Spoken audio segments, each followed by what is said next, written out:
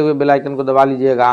Question है हमारे screen पर पहला कि भारत का अक्षांशीय विस्तार कितना है, यानी भारत का उत्तर से दक्षिण, भारत का जो अक्षांशीय विस्तार है उत्तर से दक्षिण का, या ये कहिए कि दक्षिण से उत्तर का, यह कितना है। तो भारत का जो अक्षांशीय विस्तार दक्षिण में शुरू होता है कन्याकुमारी से, वह 8 डिग्री 4 मिनट से शुरू होता है और जा करके जो है यहाँ ख़त्म होता है कितना पर, 37 डिग्री 6 मिनट पर ख़त्म होता है। तो यह भारत जो है वो पूर्ण रूप से उत्तरी गोलार्ध में स्थित है, इसलिए हम लोग ये कहेंगे कि भारत का अक्षांशीय विस्तार 8 डिग्री 4 मिनट उत्तर से 37 डिग्री 6 मिनट उत्तर है। इस प्रकार ऑप्शन नंबर ए पहला नंबर प्रश्न के लिए सबसे करेक्ट आंसर होगा कि भारत का अक्षांशीय विस्तार कितना है, एन से नॉर्थ यो कि 8 डिग्री 4 मिनट नॉर्थ से लेकर के 37 डिग्री 6 मिनट नॉर्थ के बीच स्थित है। नेक्स्ट सवाल की ओर बढ़ते हैं। अगला प्रश्न है दूसरा नंबर क्वेश्चन हमारे स्क्रीन पर। दूसरा नंबर प्रश्न क्या कह रहा है कि भारत का देशांतरीय विस्तार कितना है। तो देशांतरीय विस्तार की अगर हम लोग बात करें तो भारत पूर्ण रूप से जो है वो पूर्वी देशांतर में स्थित है, अर्थात भारत का जो सबसे पश्चिमी बिंदु का देशांतर है यहाँ गुजरात में, वो 68 डिग्री 7 मिनट से शुरू होता है, और इधर अरुणाचल प्रदेश का जो सबसे पूर्वी बिंदु है भारत में, वह उसका जो देशांतरीय विस्तार है वह है 97 डिग्री 25 मिनट। और चूंकि भारत पूरी तरह से पूर्वी देशांतर में स्थित है तो इसलिए ये 68 डिग्री 7 मिनट पूर्वी देशांतर से लेकर के 97 डिग्री 25 मिनट पूर्वी देशांतर के बीच भारत का देशांतरीय विस्तार होगा, यानी इसका जो करेक्ट आंसर होगा वो ऑप्शन नंबर सी के रूप में जाना जाएगा। नेक्स्ट क्वेश्चन की ओर बढ़ते हैं दोस्तों। अगला प्रश्न है क्वेश्चन नंबर तीसरा है कि भारत से दक्षिण भारत की उत्तर भारत से दक्षिण भारत की लंबाई कितनी है। तो उत्तर भारत से दक्षिण भारत की जो लंबाई है वह यहाँ से ये पूरा उत्तर से दक्षिण की लंबाई कितनी है, इसका जो सबसे करेक्ट आंसर है ऑप्शन नंबर बी के रूप में जाना जाएगा कि 3214 किलोमीटर जो है वो भारत की उत्तर से दक्षिण की लंबाई है। कश्मीर से कन्याकुमारी 3214 किलोमीटर है। भारत का क्षेत्रफल कितना है, तो इस प्रश्न का जो करेक्ट आंसर है 32.8 लाख वर्ग किलोमीटर के रूप में जाना जाएगा। Option number A correct answer होगा। नेक्स्ट क्वेश्चन की ओर बढ़ते हैं हम लोग। अगला प्रश्न है क्वेश्चन नंबर 5 है कि भारत का मानक देशांतर कितना है, यानी भारत जो समय का निर्धारण करता है वो मानक देशांतर से किस प्रकार करता है। तो इस प्रश्न का जो सबसे सही उत्तर होगा वो कौन सा जाना जाएगा, तो इसका जो सबसे करेक्ट आंसर होगा कि भारत का जो मानक देशांतर है, भारत चूंकि 68 डिग्री 7 मिनट से शुरू होता है और 97 डिग्री 25 मिनट देशांतर के बीच जो है स्थित है, तो इस दोनों देशांतर के बीच में भारत अपना मानक देशांतर रेखा तय किया है, जो कि 82.5 डिग्री पूर्वी देशांतर है। 82.5 डिग्री यानी 82 डिग्री 30 मिनट पूर्वी देशांतर के बीच जो है भारत का देशांतरीय विस्तार है। जी हाँ दोस्तों, तो इस 5वां नंबर क्वेश्चन का जो करेक्ट आंसर है वह ऑप्शन नंबर सी के रूप में जाना जाएगा कि भारत का देशांतरीय विस्तार 82 डिग्री 30 मिनट पूर्वी देशांतर के बीच स्थित है, जो कि इलाहाबाद के क्वेश्चन अगला वही उसी प्रकार का क्वेश्चन है कि मानक देशांतर किस शहर से गुजरती है। तो भारत का जो मानक देशांतर है वह कहाँ से गुजरता है, यह गुजरता है उत्तर प्रदेश के इलाहाबाद के नैनी यानी मिर्जापुर से। 6ठा नंबर क्वेश्चन का correct answer option number C के रूप में जाना जाएगा। नेक्स्ट सवाल की ओर बढ़ते हैं हम लोग। अगला प्रश्न देखते हैं इससे संबंधित। अगला नंबर क्वेश्चन है क्वेश्चन नंबर 7 है कि भारत का सबसे उत्तरी बिंदु, जी भारत का जो सबसे उत्तरी बिंदु है जो कि कश्मीर में स्थित है, तो यह किस नाम से जाना जाता है। सबसे उत्तरी बिंदु यहाँ इसको जानते हैं हम लोग किस नाम से, तो इस 7वां नंबर क्वेश्चन का ऑप्शन नंबर सी करेक्ट होगा कि उत्तरी बिंदु जो है वो इंदिरा कौल के नाम से जाना जाता है। मुख्य भूमि से जो दक्षिणी बिंदु है उसको जानते हैं कन्याकुमारी के नाम से। और अगर सीधा दक्षिणी बिंदु की बात हो जो कि अंडमान निकोबार द्वीप समूह में स्थित है, भारत का सबसे दक्षिणतम बिंदु, तो उसको इंदिरा पॉइंट कहते हैं, याद रखिएगा। इंदिरा कौल भारत का सबसे उत्तरी बिंदु है। कन्याकुमारी जो है यह मुख्य भूमि से सबसे दक्षिणी बिंदु है, और सबसे दक्षिणतम बिंदु जो कि मुख्य भूमि नहीं बल्कि अंडमान निकोबार द्वीप समूह पर भारत का स्थित है वह है इंदिरा पॉइंट। नेक्स्ट सवाल की ओर बढ़ते हैं। अगला प्रश्न है क्वेश्चन नंबर 8 कि भारत का सबसे पूर्वी बिंदु निम्न में से किस राज्य में स्थित है। तो भारत का जो सबसे पूर्वी बिंदु है वह कहाँ स्थित है, तो वो जो 7 सिस्टर्स है उसमें भारत का सबसे पूर्वी बिंदु यहाँ अरुणाचल प्रदेश राज्य में स्थित है। दोस्तों अगर आप इसको कमेंट करके बताएंगे तो ये भी पता चलेगा कि आपकी तैयारी कितना हो चुकी है। तो उत्तर आप भी कमेंट करके बता सकते हैं। क्वेश्चन नंबर 8वां का ऑप्शन नंबर डी जो है वो करेक्ट आंसर है। नेक्स्ट सवाल की ओर बढ़ते हैं, अगला प्रश्न देखते हैं। अगला क्वेश्चन है, क्वेश्चन नंबर 9 है कि कर्क रेखा किस राज्य से होकर नहीं गुजरती है। जी हाँ दोस्तों, कर्क रेखा जो है यह भारत के किस राज्य से होकर नहीं गुजरती है। तो कर्क रेखा जो है भारत के 8 राज्यों से होकर के गुजरती है। मित्र पर गमछा झार से हम लोग याद रखते हैं, मित्र पर गमछा झार, मित्र पर गमछा झार, यानी जो हम लोग कैसे याद रखेंगे, मी से मिजोरम, त्र से त्रिपुरा, प से पश्चिम बंगाल, र से राजस्थान, ग से गुजरात, म से मध्य प्रदेश, झ से छ से छत्तीसगढ़ जो कि 7 हो गया, झार, झार से झारखंड, यानी 8वां राज्य झारखंड है। तो यही 8 राज्यों से भारत में कर्क रेखाएं गुजरती है। कर्क रेखा जो है जो कि 23.5 डिग्री उत्तरी 23.5 डिग्री उत्तरी अक्षांश है। तो ये किन राज्यों से गुजरती है? यह गुजरती है मित्र, मिजोरम, त्रिपुरा, पश्चिम बंगाल, राजस्थान, गुजरात, मध्य प्रदेश, छत्तीसगढ़ और झारखंड राज्यों से। इसके अतिरिक्त जो भी है तो ऑप्शन में जो है ए, बी और डी है, यानी option number C correct answer होगा कि छत्तीसगढ़ से नहीं गुजरती है, उड़ीसा से नहीं गुजरती है। उसी प्रकार बिहार, उत्तर प्रदेश से भी कर्क रेखा नहीं गुजरती है। आपको ऑप्शंस दे करके कंफ्यूज करने की कोशिश किया जाएगा, लेकिन आप कंफ्यूज नहीं होंगे। नेक्स्ट क्वेश्चन की ओर बढ़ते हैं। अगला प्रश्न है, क्वेश्चन नंबर 10 है कि क्षेत्रफल की दृष्टि से भारत से बड़े देश नहीं है। तो क्षेत्रफल की दृष्टि से भारत से जो बड़े देश हैं वो 6 देश बड़े हैं, जिसमें रूस है, कनाडा है, चीन है, ब्राज़ील है, ऑस्ट्रेलिया है, अमेरिका है। ये सारे देश जो है वह क्षेत्रफल की दृष्टि से भारत से बड़े हैं। तो अगर हम लोग इस पर ध्यान दें तो ऑप्शन ए, रूस भी बड़ा है। रूस तो क्षेत्रफल की दृष्टि से दुनिया का सबसे बड़ा देश है। रूस, कनाडा, ब्राज़ील ये सभी भारत से बड़े देश हैं, लेकिन जो है अफ्रीका यह भारत से बड़ा देश नहीं है, अर्थात 10वां नंबर क्वेश्चन का option number D correct answer होगा। नेक्स्ट क्वेश्चन की ओर बढ़ते हैं। अगला प्रश्न है कि सार्क में शामिल देश कौन सा नहीं है। साउथ एशिया का जो ये है सहयोग संगठन है सार्क, जिसमें इसमें शामिल कौन सा देश शामिल इसमें नहीं है। तो चीन, नेपाल, भूटान, पाकिस्तान में जो है चीन शामिल नहीं है इस देश में, इस संगठन में, सार्क संगठन में। नेक्स्ट क्वेश्चन की ओर बढ़ते हैं। क्वेश्चन नंबर 12 है कि सार्क का मुख्यालय किस देश में स्थित है। तो सार्क का जो मुख्यालय है वह हमारे पड़ोसी भारत के पड़ोसी देश जो है नेपाल के काठमांडू में स्थित है, अर्थात 12वां नंबर क्वेश्चन का option number C correct answer होगा। नेक्स्ट सवाल की ओर बढ़ते हैं। अगला क्वेश्चन है, क्वेश्चन नंबर 13 है कि भारत और चीन के बीच जो सीमा रेखा है उसको किस नाम से जाना जाता है। तो भारत और चीन के बीच की जो सीमा रेखा है उसको जानते हैं किस नाम से, रेड क्लिफ या मैकमोहन। तो कंफ्यूज नहीं होना है, उसको जानते हैं हम लोग मैकमोहन लाइन से, सही होगा। रेड क्लिफ लाइन से भारत पाक के बीच की सीमा रेखा को जाना जाता है। डुरंड लाइन जो है वो पाकिस्तान और अफगानिस्तान के बीच है। हालांकि डुरंड लाइन का जो है वो अंग्रेजों ने खींचा था अफगानिस्तान को अलग करने के लिए, जब भारत में अंग्रेजों का शासन था तब। तो याद रखेंगे इसको हम लोग। नेक्स्ट सवाल की ओर बढ़ते हैं। अगला क्वेश्चन है, क्वेश्चन नंबर 14 है कि बिहार का अक्षांशीय विस्तार क्या है। दोस्तों हमको बिहार को भी रख के चलना है। बिहार का जो अक्षांशीय विस्तार है वो 10 डिग्री 20 मिनट 10 सेकेंड से उत्तरी अक्षांश से लेकर के 27 डिग्री 31 मिनट 15 सेकेंड उत्तरी अक्षांश के बीच बिहार का जो है अक्षांशीय विस्तार है, अर्थात ऑप्शन नंबर ख सबसे करेक्ट आंसर। अगला क्वेश्चन है कि बिहार की लंबाई कितनी है। तो बिहार की लंबाई जो है वो 345 किलोमीटर है, और चौड़ाई की बात करेंगे तो वो 483 किलोमीटर हो जाएगा। तो ये ऑप्शन नंबर क 15वां नंबर प्रश्न के लिए सबसे करेक्ट आंसर होगा। नेक्स्ट क्वेश्चन की ओर चलते हैं। क्वेश्चन नंबर 16 है कि गोलघर किस जिले में स्थित है। तो इसमें बिना देर किए हुए हम लोग आगे बढ़ेंगे। गोलघर पटना जिला में स्थित है। नेक्स्ट सवाल है, क्वेश्चन नंबर 17 है कि विक्रमशिला विश्वविद्यालय बिहार के किस शहर में स्थित था। तो 3 जो प्रमुख विश्वविद्यालय थे, नालंदा विश्वविद्यालय, तक्षशिला विश्वविद्यालय, विक्रमशिला विश्वविद्यालय, जिसमें विक्रमशिला जो है वो भागलपुर जिले में स्थित था, अर्थात option number D correct answer होगा। नेक्स्ट सवाल की ओर बढ़ते हैं। क्वेश्चन नंबर 18 है कि निम्न में से किस प्राचीन विश्वविद्यालय का संबंध बिहार से नहीं है। तो नालंदा विश्वविद्यालय जो है वो बिहार में है। ये विक्रमशिला विश्वविद्यालय भागलपुर में स्थित था।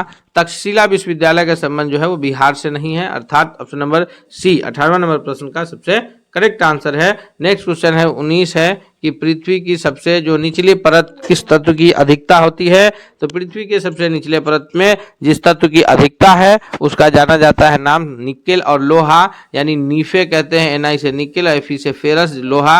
ऑप्शन नंबर ए जो है 19वां का सबसे सही उत्तर है। नेक्स्ट सवाल की ओर बढ़ते हैं। अगला क्वेश्चन है 20 है कि सबसे खतरनाक भूकंपीय तरंग कौन सा है, तो सबसे खतरनाक भूकंपीय तरंग जो है वह है ऑप्शन नंबर सी एल तरंग। इस प्रकार जो प्रश्न हम लोग देख रहे हैं, इससे आगे हम लोग भारतीय राष्ट्रीय आंदोलन विज्ञान से रिलेटेड अहम महत्वपूर्ण प्रश्नों को भी देखेंगे। तो अब तक चैनल पर नए हैं तो सब्सक्राइब जरूर कर लीजिएगा, बेल आइकन को दबाइएगा ताकि अपडेट्स आपके पास पहुंचेगा। बने रहिए हमारे वीडियो में अंत तक की ओर। पहला नंबर प्रश्न है हमारे स्क्रीन पर कि कपास के पौधे का जेनेरिक नेम यानी वंशीय नाम कौन सा है। कपास का पौधा जो जिसकी खेती के लिए काली मिट्टी की आवश्यकता होती है, उसका वंशीय नाम कौन है। तो इस प्रश्न का जो सबसे करेक्ट आंसर है पहला नंबर क्वेश्चन का, वो ऑप्शन नंबर डी के रूप में जाना जाएगा कि गौसी पीएम जो है वो कपास के पौधे का वंशीय नाम के रूप में जाना जाता है। नेक्स्ट क्वेश्चन की ओर बढ़ते हैं। अगला दूसरा प्रश्न है कि सबसे लंबा जीवित वृक्ष कौन सा है। जितने वृक्ष हैं उसमें जो सबसे लंबा जीवित वृक्ष है वह है, इन ऑप्शंस में जो करेक्ट आंसर है दूसरा का, वो ऑप्शन नंबर बी के रूप में जाना जाएगा। तीसरा नंबर क्वेश्चन की ओर चलते हैं। तीसरा नंबर प्रश्न है कि पुष्प के अध्ययन को क्या कहा जाता है, यानी जिसमें हम लोग वह कौन सा शास्त्र है जिसमें हम लोग फूलों का अध्ययन करते हैं जी। तो इस प्रश्न का जो सबसे करेक्ट आंसर होगा वह कौन सा जाना जाएगा, तो ऑप्शन नंबर ए जो है वो तीसरा नंबर क्वेश्चन का सबसे करेक्ट आंसर जाना जाएगा। दोस्तों हम लोग इसमें सभी महत्वपूर्ण प्रश्नों को एक एक करके देखेंगे, तो इसलिए आपसे रिक्वेस्ट है कि अगर आप अब तक हमारे चैनल पर नए हैं तो प्लीज़ आप चैनल को सब्सक्राइब करते हुए बेल आइकन को दबा लीजिएगा ताकि कोई भी जो इससे रिलेटेड अपडेट्स आए तो वो सबसे पहले आप तक पहुँचे। पुष्प जो है ये फूलों का अध्ययन एंथोलॉजी कहलाता है, और पुष्प जो है वो 3 प्रकार के पुष्प होते हैं। एक जो है पूर्ण फूल कहलाता है, पूर्ण पुष्प, और दूसरा जो है अपूर्ण पुष्प कहलाता है, और फिर जो है एक लिंगी पुष्प कहलाता है। तो इस प्रकार फिर नर फूल, मादा फूल, द्विलिंगी फूल, अलिंगी फूल, कई मतलब फूलों का जो है ये अलग अलग प्रकार है। तो हम लोग एक एक करके इसको देखते हैं कि पूर्ण फूल किसके कहते हैं। तो वह फूल जिसमें अंकुरी, पंखुड़ी, पुंकेसर और स्त्री केसर ये चारों अंग पाए जाते हैं वो पूर्ण फूल कहलाता है। उसके बाद अपूर्ण फूल जिसमें अंकुरी, पंखुड़ी, पुंकेसर और स्त्री केसर में से कोई एक जो है अनुपस्थित होता है, तो वहाँ जो है अपूर्ण फूल होता है। एक लिंगी फूल किसे कहते हैं, तो ऐसा फूल जिसमें पुंकेसर या स्त्री केसर में से केवल एक हो तो उसे कहते हैं एक लिंगी फूल। फिर नर फूल जिसमें केवल पुंकेसर हो, मादा फूल जिसमें केवल स्त्री केसर हो, द्विलिंगी फूल जिसमें स्त्री केसर और पुंकेसर दोनों हो,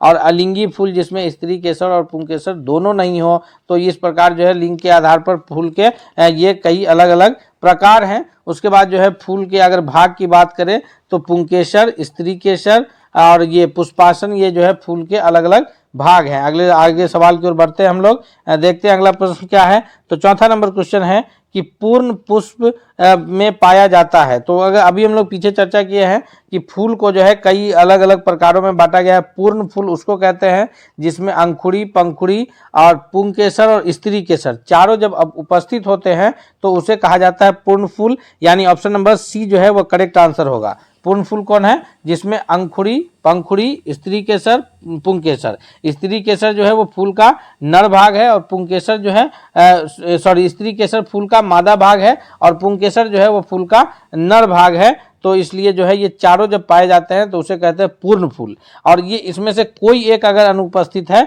तो उसको कहेंगे अपूर्ण फूल। उसके बाद एक लिंगी फूल क्या है कि उसमें से यानी स्त्री केसर और पुंकेसर में से कोई एक हो तो वो हो गया एक लिंगी फूल। एक लिंगी फूल में नर फूल और मादा फूल आएगा, क्योंकि अगर स्त्री केसर है तो मादा फूल और पुंकेसर है तो नर फूल, और द्विलिंगी फूल जिसमें दोनों हो, और अलिंगी फूल जिसमें ना स्त्री केसर हो और ना ही पुंकेसर हो। अगले सवाल की ओर बढ़ते हैं। क्वेश्चन नंबर 5 है, निम्नलिखित में से कौन उभयलिंगी फूलों के बारे में सही है। तो उभयलिंगी फूल किसे कहेंगे, यानी जिसमें स्त्री केसर भी हो और पुंकेसर भी हो। उभयलिंगी जिसको हम लोग जो है द्विलिंगी फूल भी कह सकते हैं, यानी ऑप्शन नंबर बी, 5वां नंबर प्रश्न का जो है option number B correct answer होगा कि जिसमें पुंकेसर यानी जो फूलों का पुंकेसर जो नर भाग है और अंडे यानी जो फूलों का स्त्री भाग है वो दोनों उसमें उपस्थित होता है। क्वेश्चन नंबर 6 है कि संसार का सबसे छोटा फूल कौन सा है। जी हाँ दोस्तों, तो संसार का जो सबसे छोटा फूल है वो किस नाम से जाना जाता है,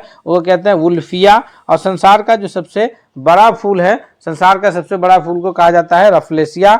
तो इसका जो 6 नंबर प्रश्न का करेक्ट आंसर है ऑप्शन नंबर डी के रूप में जाना जाएगा। नेक्स्ट क्वेश्चन की ओर बढ़ते हैं कि सुगंधित पुष्पों में परागन किसके द्वारा होता है। सुगंधित पुष्पों में जो परागन की क्रिया है, परागन कहते हैं पॉलन ग्रेन को। पॉलन ग्रेन जो है वनस्पति जनन कोशिका कहलाता है परागन, परागकण। यहाँ परागन की क्रिया पूछा जा रहा है, तो परागन की जो क्रिया है यह फूलों में जो है वो कीट के द्वारा होता है। जो सुगंधित फूल है उसमें जो परागन की क्रिया है वो किसके द्वारा होता है, कीट के द्वारा होता है। अर्थात इस प्रश्न का जो 7वां नंबर क्वेश्चन है वो ऑप्शन नंबर सी के रूप में सही उत्तर जाना जाएगा। नेक्स्ट क्वेश्चन है क्वेश्चन नंबर 8 है कि निषेचन क्रिया क्या है। निषेचन क्रिया किसको कहते हैं, तो निषेचन क्रिया जिसको अंग्रेजी में फर्टिलाइजेशन के नाम से जाना जाता है, इसका जो करेक्ट आंसर होगा 8वां नंबर प्रश्न का कि नर युग्मक का अंडाणु में संयोजन। नर युग्मक का जो है अंडाणु में संयोजन यानी नर युग्मक का मादा युग्मक में संयोजन जो है वह निषेचन कहलाता है। अगर यहाँ बात हम लोग करें तो नर युग्मक मादा युग्मक, ऑप्शन नंबर ए इसका सबसे सही उत्तर होगा। नेक्स्ट सवाल है क्वेश्चन नंबर 9 है कि एक सत्य फल ट्रू फ्रूट्स जो है ये परिवर्धित होता है।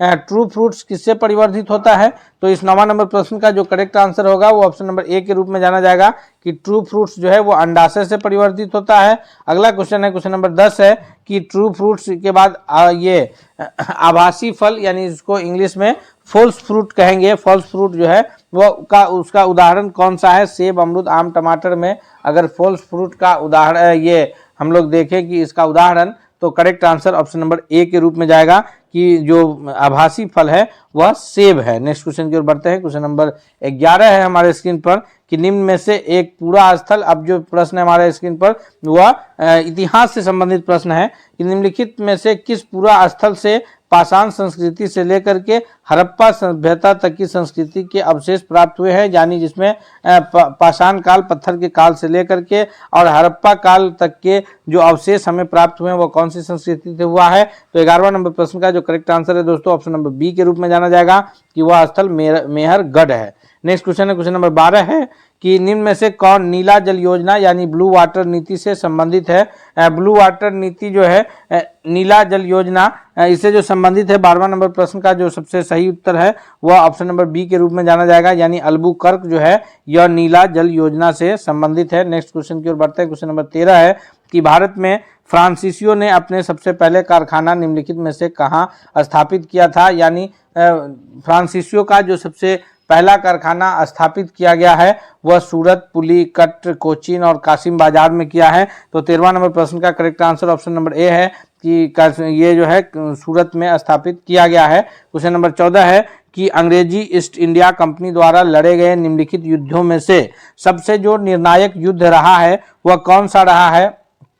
तो ये जो ऑप्शंस है हमारे पास, इनमें से जो अंग्रेजों ने जो ईस्ट इंडिया कंपनी ने जो यहाँ युद्ध लड़े हैं उसमें सबसे निर्णायक युद्ध 1764 ईस्वी का बक्सर, जो कि बिहार के बक्सर, पहले बघर के नाम से जाना जाता था, अब इसे बक्सर कहते हैं। तो वहाँ का जो युद्ध हुआ 1764 में, जिसमें अवध के नवाब, बंगाल के नवाब और ये मुगल शाह की सेना, तीनों की संयुक्त सेनाएं लड़ी और उसके पश्चात जो है तीनों की सेनाओं को वहां अंग्रेजों की सेनाओं ने हराया। उसके बाद 1765 ईस्वी में इलाहाबाद की संधि हुई, जिसमें जो है अंग्रेजों को बंगाल में ये लगान लेने का प्राप्त हो गया। अर्थात जो सबसे निर्णायक युद्ध है अंग्रेजी सेनाओं का ईस्ट इंडिया कंपनी का वह है बक्सर की लड़ाई, जो कि कब लड़ा गया 1764 ईस्वी में। कहाँ, तो बिहार के बक्सर जिले में।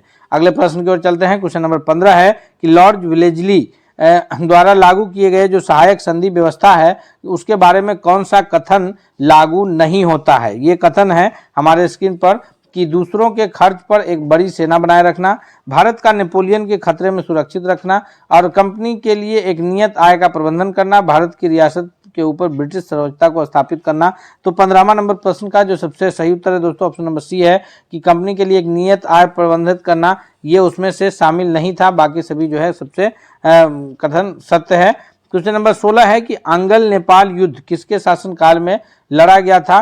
अंगल नेपाल युद्ध जो है यानी अंग्रेजों का जो ये अंग्रेजों ने डायरेक्ट नेपाल से युद्ध नहीं लड़ा है, अंग्रेजों का नेपाल से जो युद्ध हुआ है वो अंगल नेपाल युद्ध के नाम से जाना जाता है। भारत में जब उनका शासन था उस दौरान जो युद्ध हुआ, तो ये जो लड़ा गया है 1800 कब 14 से 16 के बीच में, उस समय जो शासन काल था वो किसका था, वो था Lord Hastings. Option number B जो है करेक्ट आंसर होगा। उसके बाद जो है फिर ये सुगौली की संधि से उसको विराम मिला, तो ऑप्शन नंबर बी जो है 16 नंबर प्रश्न का सबसे करेक्ट आंसर है। और अंगल नेपाल युद्ध की विराम कैसे हुआ, तो सुगौली की संधि से। सुगौली मोतिहारी जिले का जो है, बिहार के मोतिहारी जिले का ये हिस्सा है। अगले सवाल की ओर बढ़ते हैं। क्वेश्चन नंबर 17 है कि जेम्स एंड्रयूज रैमजे भारत के किस गवर्नर जनरल का वास्तविक नाम है। जेम्स एंड्रयूज रैमजे जो है यह भारत के लॉर्ड डलहौजी कैनिंग नॉर्थ या कर्जन का नाम है। तो इसका सबसे करेक्ट आंसर 17वां नंबर प्रश्न का ऑप्शन नंबर ए के रूप में जाना जाएगा कि लॉर्ड डलहौजी का जो है यह वास्तविक नाम है जेम्स एंड्रयूज रैमजे। की ओर बढ़ते हैं दोस्तों हम लोग। अगला प्रश्न देखते हैं कौन सा है। तो नेक्स्ट क्वेश्चन है, क्वेश्चन नंबर 18 है कि 1857 के विद्रोह के दौरान, 1857 का जो विद्रोह सिपाही विद्रोह के नाम से जाना जाता है, बहादुर शाह ने किसे शाह आलम बहादुर का खिताब दिया। बहादुर शाह जफर अंतिम मुगल बादशाह के नाम से जाने जाते हैं। दिल्ली से इन्होंने जो है उसकी ये किया है, नेतृत्व करने के रूप में जाने जाते हैं। इनके द्वारा जो साहब आलम बहादुर का खिताब दिया गया था, इस 18वां नंबर प्रश्न का जो करेक्ट आंसर है वो ऑप्शन नंबर सी के रूप में जाना जाएगा कि बख्त खान को जो है इन्होंने साहब आलम बहादुर का खिताब 1857 के युद्ध के दौरान दिए थे। नेक्स्ट क्वेश्चन है, क्वेश्चन नंबर 19 है कि 1857 के विद्रोह में लखनऊ से किसने नेतृत्व किया है। बेगम ऑफ अवध। तो लखनऊ से जो 1857 के विद्रोह का नेतृत्व किए हैं वो बेगम हजरत महल पूरा नाम से जाना जाता है। बेगम ऑफ अवध भी उन्हें कहेंगे, और जो है ये अवध की महारानी कहिए या जिनका नाम बेगम हजरत महल है, जिनकी कब्र जो है वह नेपाल में है। Option number A correct answer के रूप में जाना जाएगा कि 1857 के विद्रोह में जो है बेगम हजरत महल लखनऊ से नेतृत्व कर रही थी, रानी लक्ष्मीबाई झांसी से नेतृत्व कर रही थी, उसी तरह जो है बिहार से वीर कुंवर सिंह आरा से नेतृत्व कर रहे थे।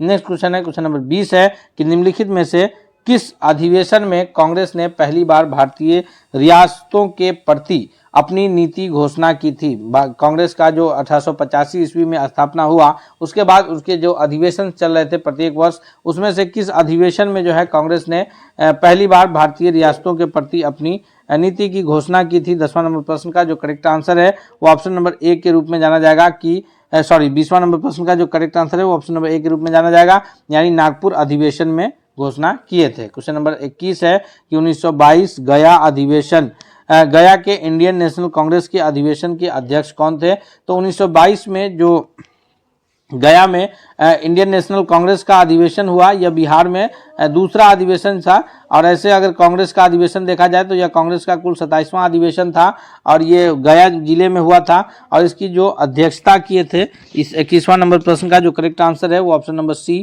ए चितरंजन दास के द्वारा जो है यह अध्यक्षता किया गया था।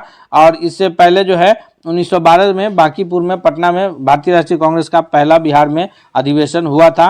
नेक्स्ट क्वेश्चन है, क्वेश्चन नंबर 22 है कि भगत सिंह ने सेंट्रल असेंबली में बम कब फेंका था। जी, भगत सिंह के द्वारा जो है सेंट्रल असेंबली में बम फेंका था, कौन उनके साथ थे। तो इसमें भगत सिंह के साथ जो ये क्रांतिकारी हैं, करेक्ट आंसर क्या होगा। तो 22वां नंबर प्रश्न का जो सबसे सही उत्तर है दोस्तों कि भगत सिंह के साथ जो है वो बटुकेश्वर दत्त थे, जो बम फेंकने में उनके साथ थे। और भगत सिंह, राजगुरु और सुखदेव, इन लोगों को जो है भगत सिंह को जो फांसी की सजा हुई है वो 23 मार्च 1931 ईस्वी को आपको फांसी की सजा दी गई, यानी यह सबसे करेक्ट आंसर है। और इसके लिए जो है ये गांधी जी की सबसे अधिक आलोचनाएं की जाती है, क्योंकि गांधी जी जो थे ये गांधी लॉर्ड इरविन के बीच 5 मार्च 1931 को गांधी इरविन समझौता होता है। तो उसमें गांधी जी एक पॉइंट रखते हैं कि जितने भी राजनीतिक बंदी है उन्हें जो है रिहा किया जाए। तो इसमें अगर ये रखा जाए कि चाहे वो क्रांतिकारी हो या राजनीतिक बंदी हो, सबको रिहा किया जाए जो भी भारतीय राष्ट्रीय आंदोलन में सम्मिलित है, चाहे वो उनका आंदोलन जिस प्रकार का हो। तो भगत सिंह भी जो है वो रिहा होते, लेकिन गांधी जी का ये था कि जो ये क्रांतिकारी हैं जो भी मतलब राजनीतिक बंदी हैं उन्हें रिहा किया जाना चाहिए। लॉर्ड इरविन के बीच जो समझौता हुआ था वो 5 मार्च 1931 को हुआ था और इनको जो फांसी की सजा फांसी दी गई वो 23 मार्च 1931 को दिया गया। क्वेश्चन नंबर 23 है कि निम्नलिखित युग्मों में से कौन सही सुमेलित नहीं है। ये जो अन्य जो ये कांड है इसमें से कौन सही सुमेलित नहीं है। तो इसका जो करेक्ट आंसर है 23वां नंबर प्रश्न का वह है काकोरी षड्यंत्र प्रकरण जो है यह 1924 दिया है, जबकि यह प्रकरण हुआ कब है तो यह हुआ है 1925 ईस्वी में, अर्थात correct answer option number D के रूप में जाना जाएगा। उससे पहले जो लाहौर षड्यंत्र प्रकरण 1910 करेक्ट है, विक्टोरिया षड्यंत्र प्रकरण 1914 सही है, लाहौर षड्यंत्र प्रक्रिया जो है हावड़ा प्रकरण था 1910 में, लाहौर षड्यंत्र प्रक्रिया 1916 और 30 ये भी सही है, और जो काकोरी षड्यंत्र है यह 1925 में राम प्रसाद बिस्मिल और अशफाकुल्ला खां का नाम इसमें प्रमुख रूप से आता है और इसी कारण जो है इन लोगों को फांसी की सजा भी हुई है। अगले सवाल की ओर बढ़ते हैं। क्वेश्चन नंबर 24 है कि निम्नलिखित कथनों पर विचार कीजिए और दिए गए कूट को सही उत्तर करना है।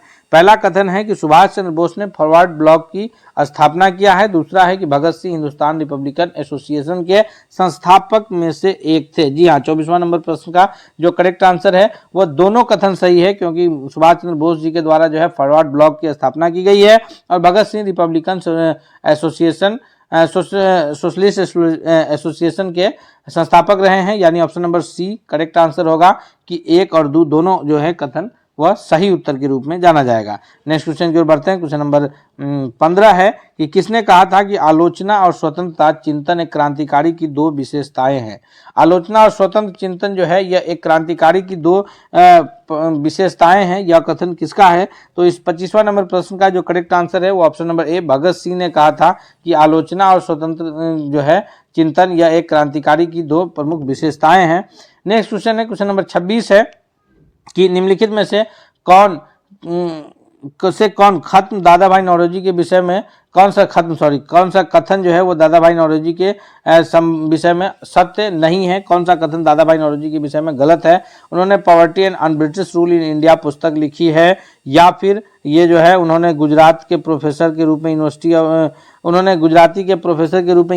और कॉलेज लंदन में कार्य किया। उन्होंने महिला शिक्षा की नींव रखी। वे ब्रिटिश पार्लियामेंट के सदस्य के रूप में अनुवादी पार्टी के टिकट पर चुनाव गए थे। तो ये गलत कथन ऑप्शन नंबर डी है, अर्थात सही उत्तर के रूप में ऑप्शन नंबर डी जो है जाना जाएगा। नेक्स्ट प्रश्न है क्वेश्चन नंबर 27 है कि निम्नलिखित जो ये कथन है गांधी जी के संदर्भ में कौन सा कथन है। निम्नलिखित में से गांधी के संदर्भ में कौन कथन है। तो इस 27वां नंबर प्रश्न का जो सबसे सही उत्तर है वह है ऑप्शन नंबर डी कि ये सभी कथन जो है वो गांधी जी के संदर्भ में है। क्यों? क्योंकि जाति विहीन अछूतों की दशा सुधार के लिए गांधी जी लगातार संघर्ष कर रहे थे और गांधी जी ने जो है वह हरिजन नामक एक पत्रिका निकाला था, हरिजन सेवा संघ की स्थापना किए थे। असहयोग आंदोलन गांधी जी ने शुरू किया था, सविनय अवज्ञा आंदोलन भी गांधी जी ने शुरू किया था, अर्थात 27वां नंबर प्रश्न का डी ऑप्शन सही है कि ये सारे कथन जो है वो गांधी जी के संदर्भ में करेक्ट है। नेक्स्ट क्वेश्चन की ओर बढ़ते हैं। क्वेश्चन नंबर 28 है कि भारत के निम्न राज्यों में से उन्हें पहचानिए जहां से कर्क रेखा गुजरती है। दोस्तों अब हम लोग आ गए हैं भूगोल से रिलेटेड प्रश्नों पर, विज्ञान और इतिहास जिसमें भारतीय राष्ट्रीय आंदोलन के बाद हम लोग आए हैं भूगोल की तरफ। तो हम आपसे रिक्वेस्ट करते हैं कि अगर आप अब तक हमारे चैनल पर नए हैं दोस्तों, चैनल को सब्सक्राइब नहीं किया है तो प्लीज़ आप चैनल को सब्सक्राइब करते हुए बेल आइकन को दबा लीजिए ताकि कोई भी अपडेट्स आए तो सबसे पहले आप तक पहुंचे। और हम लोग अगर वीडियो पसंद आ रहा है तो इसे लाइक कीजिए। 28वां नंबर प्रश्न है कि भारत में निम्नलिखित राज्यों में से कर्क रेखा कहाँ से गुजरती है, इसे पहचानना है हमें। तो और इसको क्या करना है कि पूरब से पश्चिम की ओर कूट भी मिलाना है। इसका जो करेक्ट आंसर बनेगा वो कौन सा होगा? तो पूरब से पश्चिम की ओर अगर हम लोग मिलाएं तो सबसे पहले जो है आएगा पश्चिम बंगाल, फिर आएगा जो है बिहार और उत्तर प्रदेश को तो काट ही दीजिए। सबसे पहले आएगा पश्चिम बंगाल, फिर आएगा झारखंड, पश्चिम बंगाल के उसके बाद आएगा जो है छत्तीसगढ़, फिर आएगा ये मध्य प्रदेश और फिर अंत में आएगा गुजरात, यानी option number B correct answer के रूप में उत्तर हो जाएगा। नेक्स्ट प्रश्न है क्वेश्चन नंबर 29 है कि पाकिस्तान की सीमाओं से अलग भारतीय राज्य कौन कौन से हैं। पाकिस्तान से भारत के किन किन राज्यों की सीमाएं लगती है। तो अगर हम लोग मैप को ध्यान से देखेंगे तो पाकिस्तान से जो भारतीय राज्यों की सीमाएं लगती हैं 29वां नंबर क्वेश्चन का वह है कि सबसे पहले गुजरात, जम्मू कश्मीर, पंजाब और राजस्थान की जो सीमा है वो पंजाब से लगती है, पाकिस्तान से लगती है। नेक्स्ट प्रश्न है क्वेश्चन नंबर 30 है कि सिंधु नदी का उद्गम स्थल कौन सा है। सिंधु, उसके बाद सतलज और ब्रह्मपुत्र, ये तीनों प्रमुख नदियां जो है वो लगभग एक ही जगह से निकलती है और प्रवाहित होते हुए भारत में प्रवेश करती है। इस 30वां नंबर प्रश्न का जो सबसे करेक्ट आंसर है वह है कैलाश पर्वतमाला से, अर्थात ऑप्शन नंबर डी जो है यह करेक्ट आंसर है। मानसरोवर झील के पास से जो है ये तीनों नदी निकलती है, तो हिमालय पार से निकलने वाली नदी के रूप में भी ये दोनों नदी सिंधु सतलज जो है वो जानी जाती है। नेक्स्ट सवाल है क्वेश्चन नंबर 31 है कि उमियम झील जो है यह भारत के किस राज्य में स्थित है। मणिपुर, मिजोरम, मेघालय और त्रिपुरा में से किस राज्य में जो है 31वां नंबर क्वेश्चन का करेक्ट आंसर उपस्थित है, तो यह है ऑप्शन नंबर सी, यानी मेघालय राज्य में स्थित है कौन, उमियम झील। ऑप्शन नंबर सी जो है 31वां का सबसे करेक्ट आंसर है। नेक्स्ट क्वेश्चन है 32 है कि निम्नलिखित में से कौन सुमेलित नहीं है। लोकटक झील मणिपुर, सांबर झील राजस्थान, लोनार झील महाराष्ट्र और हुसैन सागर झील कर्नाटक, इसमें कौन सही सुमेलित नहीं है। तो 32वां नंबर प्रश्न का जो सबसे सही उत्तर है दोस्तों वो ऑप्शन नंबर डी के रूप में जाना जाएगा कि जो ये हुसैन सागर झील है यह स्थित है हैदराबाद में, और हैदराबाद जो है अब अगर बात किया जाए राज्य की तो यह तेलंगाना राज्य में आएगा। पहले यह जो है आंध्र प्रदेश राज्य का हिस्सा हुआ करता था, लेकिन अब तेलंगाना राज्य का हिस्सा है। अगले सवाल की ओर बढ़ते हैं। नेक्स्ट क्वेश्चन है क्वेश्चन नंबर 33 कि निम्नलिखित में से कौन तमिलनाडु एवं केरल की संयुक्त नदी घाटी परियोजना है।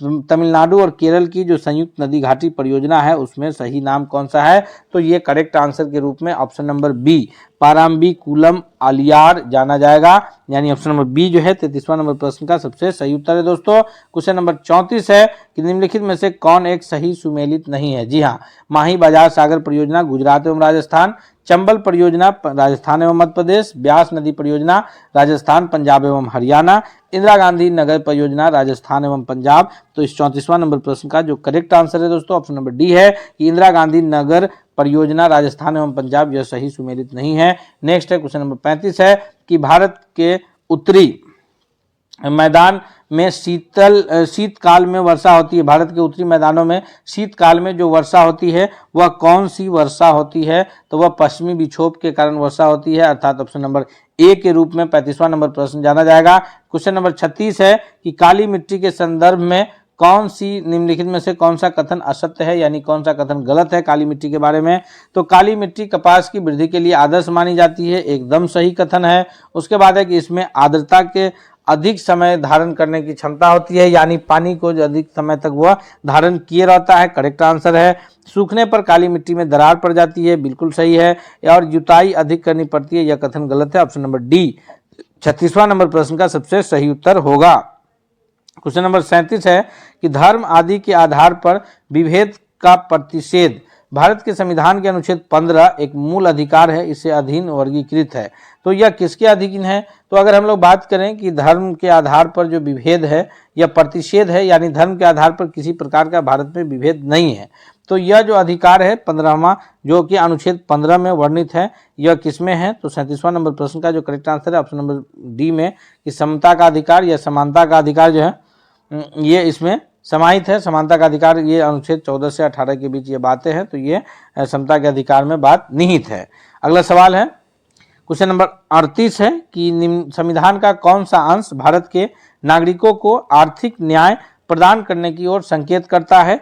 यह बात भारतीय संविधान के राज्य के नीति निर्देशक तत्व जो कि भाग 4 में और अनुच्छेद 36 से 51 के बीच वर्णन है वहां किया गया है, या मौलिक अधिकार जो कि भाग 3 में और अनुच्छेद 12 से 35 के बीच वर्णन है वहां किया गया है, या फिर इसके प्रस्तावना में शामिल है, या ये सभी में शामिल है। तो 38वां नंबर क्वेश्चन का correct answer option number A है कि यह जो बातें शामिल है वो राज्य के नीति निर्देशक सिद्धांतों में शामिल है, नीति निर्देशक तत्वों में शामिल है। क्वेश्चन नंबर 39 है कि भारतीय संसद के दोनों सदनों की संयुक्त बैठक किस संबंध में होता है। तो ये भारतीय जो ये है, अगर कोई भी विधेयक हो, जरूरी नहीं है कि बड़ा से मतलब संविधान संशोधन की बात हो तभी होगा, या वित्त विधेयक हो तभी होगा, या राष्ट्रपति या उपराष्ट्रपति का निर्वाचन हो तभी होगा। एक साधारण विधेयक को भी पारित कराने का जो तरीका है वो पहले लोकसभा फिर राज्यसभा, या मतलब लोकसभा और राज्यसभा से पारित होना ही होता है, और दोनों की संयुक्त बैठक जो है एक साधारण विषय विधेयक के लिए भी हो सकता है, अर्थात 39वां नंबर प्रश्न का जो करेक्ट आंसर है वो ऑप्शन नंबर सी होगा। नेक्स्ट है 40 है कि राष्ट्रपति संविधान के किस अनुच्छेद के तहत भारत के मुख्य न्यायाधीश के समक्ष शपथ ग्रहण करते हैं। यानी जो भारत के राष्ट्रपति को शपथ ग्रहण कराया जाता है वो ये भारत के मुख्य न्यायाधीश के समक्ष कराया जाता है। तो यह बात जो है वो कौन से अनुच्छेद में वर्णित है, इसका correct answer option number B है कि अनुच्छेद 40 में, यह अनुच्छेद 60 में यह बात वर्णित है। दोस्तों हम लोग 40 महत्वपूर्ण प्रश्नों को उसके सभी उत्तर व्याख्या के साथ जो है देखे हैं। हम उम्मीद करते हैं कि यह प्रश्न आपको बहुत ही लाभकारी और हितकारी साबित होगा। इसलिए आपसे रिक्वेस्ट भी है कि अगर आप हमारे चैनल पर अब तक नए हैं तो प्लीज आप चैनल को सब्सक्राइब करते हुए बेल आइकन को दबा लीजिएगा ताकि कोई भी अपडेट्स आए तो सबसे पहले आप तक आए। मिलते हैं अगले सेट के साथ, तब तक के लिए धन्यवाद। जल्दी वीडियो को लाइक करते हुए दोस्तों के बीच शेयर कीजिए।